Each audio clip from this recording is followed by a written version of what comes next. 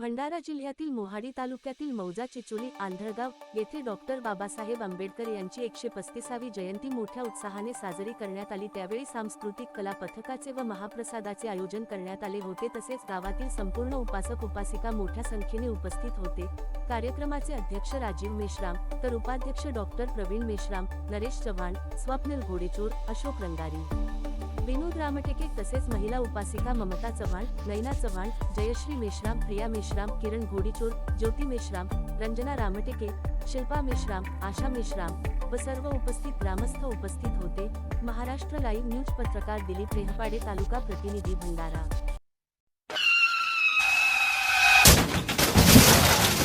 आता गाडीवर mobile number नाही तर इमर्जन्सी QR कोड लावा, जे तुम्हाला अडचणीच्या वेळी मदत करेल।